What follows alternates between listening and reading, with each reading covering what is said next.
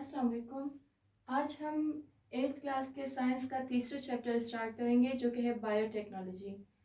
सबक स्टार्ट करने से पहले आपको ये मालूम होना चाहिए कि बायोटेक्नोलॉजी होती क्या है। तो सबसे पहले हम खुद बायोटेक्नोलॉजी की तारीफ पढ़ेंगे। बायोटेक्नोलॉजी से मुराद है कि किसी भी जानदार यानी जानदारों के फ़ायदे के लिए अगर जानदारों का ही इस्तेमाल किया जाए तो वो कहलाती है बायोटेक्नोलॉजी। इसमें आपको इसके नाम से ही जाहिर हो रहा है, जैसे कि आपको मालूम है कि बायो से मुराद है लिविंग थिंग्स या लिविंग ऑर्गेनिजम्स, और इसी तरह टेक्नोलॉजी आपके पास कोई भी ऐसा इल्म है जो किसी भी फायदे के लिए इस्तेमाल हो।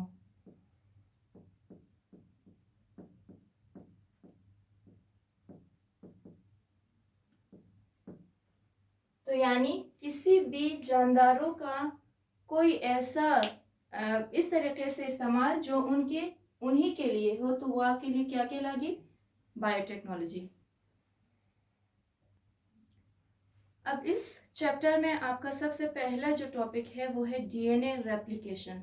जैसे कि लास्ट चैप्टर में भी आपने पढ़ लिया था कि माइटोसिस या मियोसिस का जो प्रोसेस होता है, तो उस दौरान उसका जो सबसे पहला फेज है वो कहलाती है इंटरफेज। इंटरफेज इसमें होता क्या है? इसमें आपके पास डबलिंग ऑफ डीएनए या फिर क्रोमोसोम होता है। ठीक है, डबलिंग ऑफ डीएनए या फिर क्रोमोसोम आपके पास क्या कहलाती है? इंटरफेज में होता है। सबसे पहला जो फेज है वो आपके पास किसी भी सेल डिवीजन में इंटरफेज कहलाता है, और इसी को आप कह सकते हैं कि डीएनए रेप्लिकेशन होती है या मल्टीप्लिकेशन होती है। तो अब बाकायदे इसमें हम पढ़ेंगे कि डीएनए रेप्लिकेशन होती क्या है या किस तरीके से होती है। अच्छा, डीएनए रेप्लिकेशन की अगर आप डेफिनेशन लिखना चाहे तो वो ये होगी कि द कॉपीइंग ऑफ डीएनए, यानी किसी भी डीएनए की जब कॉपी बनाई जाती है तो वो रेप्लिकेशन ऑफ डीएनए कहलाती है। मिसाल के तौर पर अगर आप किसी भी पेपर को जेरोक्स कॉपी में डालते हैं या जेरोक्स मशीन में आप डालते हैं या फोटो स्टेट जो मशीन होती है उसमें अगर आप डालते हैं, तो सेम वही चीज़ आपके पास फोटो स्टेट होकर निकल आती है। तो इसी तरीके से जब डीएनए रेप्लिकेशन होती है तो इसमें भी एक डीएनए से दो डीएनए या दो से फिर चार, इसी तरह मल्टीप्लिकेशन होती जाती है, डबलिंग होती जाती है और कॉपी उसकी बनती जाती है। इस प्रोसेस को हम डीएनए रेप्लिकेशन कहते हैं। अब इसके आपके पास 2 स्टेप्स है। सबसे पहले स्टेप में आपके पास होगा क्या कि फर्स्ट जो स्टेप है इसमें आपके पास क्या होगा कि जो डीएनए है वो रेप्लिकेट हो जाएगी। सॉरी, डीएनए के जो स्ट्रैंड्स है, जिससे कि आपको मालूम है कि डीएनए डबल हेलिक्स फॉर्म में होती है। ठीक है, एक लैडर के फॉर्म में होती है जो कि दरमियान से हाइड्रोजन बॉन्ड्स की मदद से जुड़े होते हैं। तो सबसे पहला जो स्टेप है उसमें यह है कि यही जो डीएनए है ये अलग हो जाएंगे, यानी मिसाल के तौर पर जो एक हेलिक्स है या एक स्ट्रैंड है वो अलग हो जाएगा और दूसरा अलग हो जाएगा। आपको मालूम है कि दरमियान में ये जुड़े होते हैं, जो न्यूक्लियोटाइड्स होते हैं वो आपस में पेयर्स की सूरत में जुड़े होते हैं। सही, जैसे थायमिन एडेनिन के साथ, गुआनिन साइटोसिन के साथ, इसी तरीके से ये रिपीट होता जाता है, थायमिन एडेनिन के साथ और साइटोसिन गुआनिन के साथ। तो अब होगा ये फर्स्ट स्टेप में सिंपली ये दोनों अलग हो जाएंगे, यानी ये स्ट्रैंड अलग हो जाएगा जितने भी उसके साथ यानी उनकी जो न्यूक्लियोटाइड्स होती है वो अलग हो जाएंगी और लेफ्ट हैंड साइड वाला वो अलग हो जाएगा। ये होगा फर्स्ट स्टेप में। सिर्फ और सिर्फ क्या होगा कि जो दो स्ट्रैंड्स है डबल जो हेलिक्स के सूरत में जो डीएनए मौजूद होता है वो अलग हो जाएंगी, दरमियान से वो हाफ हो जाएगी। अब स्टेप नंबर 2 में क्या होगा, दोबारा आपको मैं शुरू से बता दूं कि ये मिसाल के तौर पर अगर आपके पास डीएनए है तो अब होगा क्या कि जो डीएनए है वो हमने कहा कि हाफ हो जाएंगी, यानी दरमियान से वो अलहदा हो जाएंगी। ठीक है, ये अगर आपके पास स्ट्रैंड्स या न्यूक्लियोटाइड्स की सूरत में या बॉन्ड्स की सूरत में या उनकी मदद से अगर जुड़े हुए हैं तो वो अलहदा हो जाएंगे। अब क्या होगा कि जो अलहदा स्ट्रैंड है या जो न्यूक्लियोटाइड इसके साथ अटैच है, ये अपने पेयर बना देगी। यहाँ पर इसके पास इसकी कॉपी बन जाएगी और यहाँ पे भी इसके पास इसकी कॉपी बन जाएगी, और इसी तरीके से दोबारा जो बॉन्ड्स है वो आपस में जुड़ जाएंगी और बॉन्डिंग इनकी बन जाएगी। किन किन चीज़ों की? एडेनिन थाइमिन के साथ और साइटोसिन ग्वानिन के साथ ये पेयर्स बना देंगे। अब ये यहाँ से जो ऊपर का एरिया है, जब तक यानी जो दो स्ट्रैंड्स है वो अलहदा नहीं हुआ है, यह आपके पास पेरेंट स्ट्रैंड कहलाएगी। और जो लास्टली आपके पास अलहदा होके दोबारा जब आपके पास नए डीएनएस बन जाएंगी, ये बनेगी डॉटर स्ट्रैंड्स। डॉटर स्ट्रैंड्स बन जाएंगी। ये आपके पास है डीएनए रेप्लिकेशन का पूरा प्रोसेस कि सबसे पहले आपके पास एक पेरेंट स्ट्रैंड है, पेरेंट स्ट्रैंड है जिसमें जो दोनों स्ट्रैंड्स है वो अलग-अलग हो जाएंगी। उसके बाद लास्टली वो अपने दोबारा बॉन्डिंग बना के दोबारा डीएनए नई सूरत में बन जाएंगी अलग-अलग, वो कहलाएंगी डॉटर स्ट्रैंड्स। और इसी तरह ये आगे प्रोसेस चलता जाएगा, जितने भी इंटरफेस होती जाएगी, जितनी भी सेल डिवीजन होती जाएगी, उसमें डीएनए रेप्लिकेशन होता जाएगा। अब नेक्स्ट टॉपिक है हमारे पास relationship among chromosomes, DNA and genes. अच्छा, लास्ट चैप्टर में हमने पूरा स्ट्रक्चर पढ़ लिया था, हेरिडिटी जो प्रोसेस था उसमें के क्रोमोसोम बेसिस ऑफ हेरिडिटी आपके पास क्रोमोसोम और डीएनए है, और इसी में आपके पास जीन्स भी मौजूद होती है। तो अब दोबारा उसी को थोड़ा बहुत हम रिवाइज करेंगे। आपके इल्म में है कि आपके पास इंसान के जो जिस्म के अंदर सेल होती है, सिंपली हम इसको सेल का नाम देंगे। सेल के अंदर न्यूक्लियस होता है। ठीक है, ये क्या है?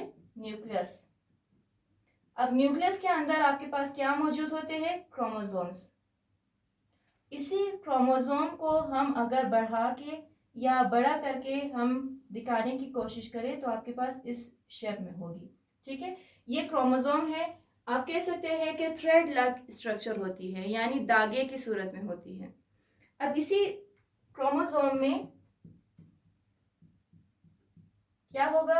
इसी क्रोमोसोम में आपके पास डीएनएस होंगे, यानी क्रोमोसोम डीएनए से मिलकर बना होता है, जो के दरमियान से हाइड्रोजन बॉन्ड्स की मदद से जुड़े होते हैं। ठीक है, ये सेकंड वन आपके पास क्या है? डीएनए। अब लास्टली हमने ये कहा था कि अगर हम डीएनए का हर सेक्शन अलग करके हम देखने की कोशिश करें, मिसाल के तौर पर ये सेक्शन, तो इसमें बहुत सारे जो स्पेसिफिक आपके पास यानी कैरेक्टरिस्टिक्स होती है, स्पेसिफिक जो प्रोटीन्स होती है वो मौजूद होते हैं, और वहाँ पे भी आपके पास किस सूरत में मौजूद होती है, यानी इस एरिया को या हर एक जो सेक्शन होता है हम उसको क्या नाम देते हैं? जीन्स का नाम देते हैं या जीन कहते हैं। अब जीन बेसिकली क्या करते हैं? प्रोटीन सिंथेसिस करते हैं। प्रोटीन सिंथेसिस का क्या मतलब था कि यानी हमारे जिस्म में जितने भी प्रोटीन्स होती है वो जीन ही बनाती है। जीन ही का ये काम है कि वो यानी तशखीस करती है कि किस प्रोटीन को कितनी मकदार में प्रोड्यूस होना है, और यानी उसकी सीक्वेंस कैसी होनी चाहिए। या फिर आप ये भी कह सकते हैं कि डीएनए का जो स्ट्रक्चर है या जो एक एरिया का स्ट्रक्चर है वो इस सूरत में मौजूद होता है कि एडेनिन थाइमिन के साथ ग्वानिन साइटोसिन के साथ, इसी तरह एडेनिन थाइमिन के साथ ग्वानिन साइटोसिन, और ये सीक्वेंस आपके पास क्या कहलाती है? जीन कहलाती है। और इसी सीक्वेंस की बदौलत ही जीन प्रोटीन बनाती है। मिसाल के तौर पर अगर नर्स होती है, नर्स के लिए जो प्रोटीन ज़रूरत होती है वो जीन ही प्रोड्यूस करेगी। या अगर जिस्म के किसी हिस्से पर जो चोट लगती है तो जीन ही वो मतलब उसका ये किरदार होता है कि वो बताती है कि उस एरिया के लिए कौन सी प्रोटीन की ज़रूरत है या कितनी मकदार में प्रोटीन बनना चाहिए। तो बेसिकली ये रिलेशनशिप है अमंग क्रोमोसोम, डीएनए और जीन। यानी कि किसी भी इंसानी सेल के न्यूक्लियस के अंदर क्रोमोसोम होगा। क्रोमोसोम बहुत सारे प्रोटीन और डीएनए से मिलकर बने होंगे, और डीएनए के अंदर जो या उसका हर एक जो सेक्शन है वो स्पेसिफिक सीक्वेंस में आपके पास जीन्स मौजूद होती है, और जीन्स का क्या काम है? प्रोटीन बनाना। ठीक है, ये आपके पास टॉपिक इसका हो जाएगा। अब इसमें आपके पास जो लास्ट टॉपिक है वो है जेनेटिक इंजीनियरिंग। जेनेटिक इंजीनियरिंग की अगर हम बात करें तो इसका बेसिक जो डेफिनेशन है वो ये होगी कि एक ऐसा प्रोसेस, या आप कह सकते हैं कि रेप्लिकेशन ऑफ जीन का एक ऐसा प्रोसेस है जेनेटिक इंजीनियरिंग, जिसको मज़ीद इस्तेमाल किया जाता है किसी भी मखसूस मकसद के लिए। ठीक है, किसी भी मखसूस मकसद के लिए अगर जो रेप्लिकेशन ऑफ जीन्स होती है उसका इस्तेमाल किया जाता है तो उस प्रोसेस को आप जेनेटिक इंजीनियरिंग कहते हैं। अब जेनेटिक इंजीनियरिंग सिर्फ और सिर्फ इसमें एक ही जानदार इस्तेमाल होती है, वो है बैक्टीरिया। बैक्टीरिया क्यों इस्तेमाल होती है? क्यों वायरसेस या फिर फंजाई वगैरह इस्तेमाल नहीं होता? बैक्टीरिया की अगर हम बात करें तो इसमें आपके पास एक यानी इसकी शेप, मिसाल के तौर पर अगर सिंगल सेल ही आपके पास होती है बैक्टीरिया की, ये अगर एक सेल है या एक बैक्टीरिया के डायग्राम है तो इसमें क्या होगा? आपके पास बहुत सारे क्रोमोसोम्स होंगे। ठीक है, लेकिन इस क्रोमोसोम के अलावा भी आपके पास इसमें एक गोल डीएनए होगा। ठीक है, ये आपके पास क्रोमोसोम्स कहलाएंगी, और ये आपके पास प्लाज्मिड कहलाएंगी। जो राउंड डीएनए होता है वो प्लाज्मिड कहलाएगी। सही, और बाकी जो एरिया है वो साइटोप्लाज्म। इसमें आपको दिख रहा है कि न्यूक्लियस नहीं है। न्यूक्लियस नहीं है तभी इनमें सेल डिवीजन नहीं होता है, और एक ही सेल ये मतलब जिंदगी इनकी एक ही सेल पर होती है डिपेंडेंट, और आगे जाके अगर इनकी मतलब रिप्रोडक्शन भी होती है तो एक ही सेल इनसे बनती है। तो वो किस लिहाज से बनती है? इसी प्लाज्मिड की वजह से। ये जो राउंड आपके पास डीएनए होता है इसी को हम आगे लेकर जाते हैं, जेनेटिक इंजीनियरिंग में इस्तेमाल करते हैं। इनमें ये एक मकसद ये है कि यहाँ पर इनका क्रोमोसोम के अलावा प्लाज्मिड होती है, और दूसरा हम क्यों बैक्टीरिया इस्तेमाल करते हैं? क्योंकि इनमें ग्रोथ बहुत ही फास्ट होती है, यानी हर 20 मिनट्स के बाद इनका डबलिंग, इनकी रेप्लिकेशन ऑफ डीएनए हो जाती है, और 1 से 2 डीएनए, फिर इसी तरह हर 20 मिनट्स के बाद 2 से 4 डीएनए बनती जाती है। इसी वजह से जेनेटिक इंजीनियरिंग में बैक्टीरिया का इस्तेमाल होता है। अब बैक्टीरिया या जेनेटिक इंजीनियरिंग में बैक्टीरिया का इस्तेमाल किन वजूहात की बिना पर किन चीज़ों के लिए होता है? अगर आपने नाम सुना होगा इंसुलिन का, इंसुलिन है, डिफरेंट काइंड्स ऑफ वैक्सीन्स हैं, इसी तरह ब्रीडिंग जो होती है डिफरेंट जानवरों की, या फिर ग्रोथ ऑफ या प्रोडक्शन ऑफ प्लांट्स होती है। इसके अलावा भी बहुत सारी ऐसी चीज़ें हैं जिसमें जेनेटिक इंजीनियरिंग इस्तेमाल होता है। अब इंसुलिन क्या होती है ये हम आगे जाके इंशाल्लाह मज़ीद तफसील से पढ़ेंगे, लेकिन थोड़ा बहुत यहाँ पे मैं आपको बता दूँ। इंसुलिन एक ऐसा आपके पास मेडिसिन होती है जो कि किसी भी शुगर पेशेंट के लिए इस्तेमाल किया जाता है। ठीक है, वैक्सीन भी आपके पास एक ऐसी मेडिसिन है जो कि मुख्तलिफ बीमारियों से बचाव के लिए इस्तेमाल किया जाता है। जैसे जब बेबी बॉर्न होता है तो उसके हर यानी शुरू में मतलब चंद हफ्तों के बाद, इसी तरह फिर महीनों के बाद, फिर साल के बाद वैक्सीनेशन होती है। मुख्तलिफ बीमारियों से बचाव के लिए उसको वैक्सीन लगाई जाती है।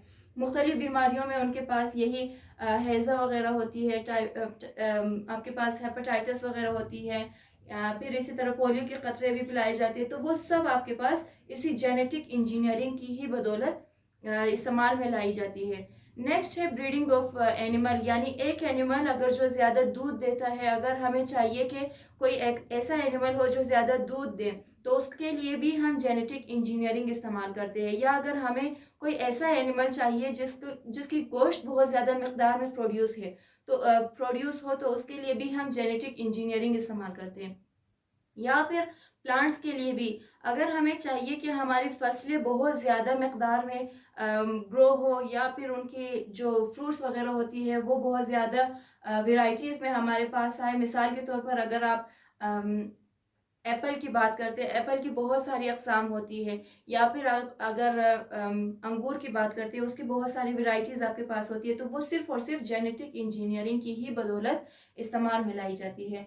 इसी के साथ ही आपका फर्स्ट जो टॉपिक है वो कंप्लीट होता है। अगर आपको इस हवाले से, इस टॉपिक के हवाले से कोई भी मसला है, कोई भी क्वेश्चन है, तो आप कमेंट सेक्शन में अपने क्वेश्चंस लाजमी पूछ सकते हैं।